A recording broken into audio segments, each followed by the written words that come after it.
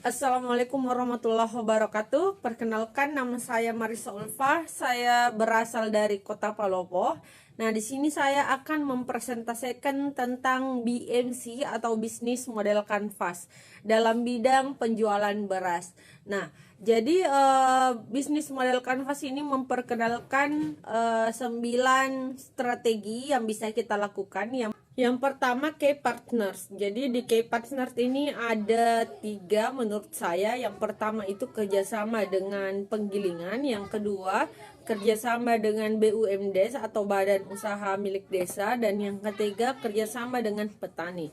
Nah, poin selanjutnya itu yang kedua itu key activities. Nah, di key activities ini menurut saya ada 2 yang perlu kita lakukan. Yang pertama itu mengumpulkan beras dan yang kedua mengantarkan beras. Nah, selanjutnya yang ketiga itu key research. Jadi key research ini ada 2 yang harus kita siapkan. Yang pertama itu truk dan yang kedua itu gudang. Selanjutnya di poin keempat itu value proposition. Nah, jadi di value proposition itu menurut saya itu ada 4 bagian. Yang pertama itu harga yang terjangkau. Kemudian yang kedua menyediakan berbagai kemasan 5 kilo, 10 kilo, dan 20 kilo. Selanjutnya mensejahterakan petani. Yang selanjutnya yang keempat itu adalah melestarikan lingkungan. Nah, oke. Nah, poin yang kelima, customer relationship. Jadi di customer relationship ini menurut saya itu yang harus kita lakukan yang pertama itu customer relationship. Jadi di customer relationship itu menurut saya ada 2 yang harus kita lakukan.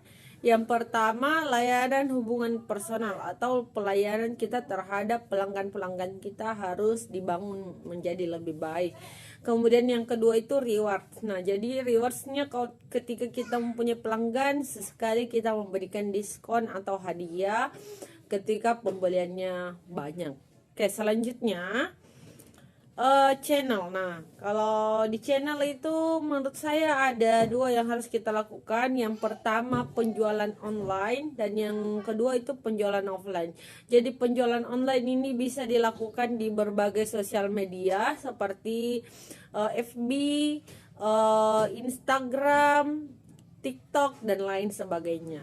Selanjutnya penjualan offline. Jadi penjualan offline ini bisa dilakukan dengan penyaluran beras ke toko-toko yang ada di pasar misalnya atau toko-toko yang ada di pinggir jalan.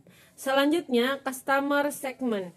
Jadi customer segment di sini targetnya itu yang pertama ibu rumah tangga dan yang kedua itu pemilik catering. Nah, selanjutnya kita beralih 8 itu cost struktur. Yang pertama modal pemberian beras dan yang kedua truk. Selanjutnya yang terakhir poin yang ke-9 revenue streams. Penghasilannya itu berasal dari penjualan beras. Terima kasih, itu saja yang bisa saya sampaikan. Assalamualaikum warahmatullahi wabarakatuh.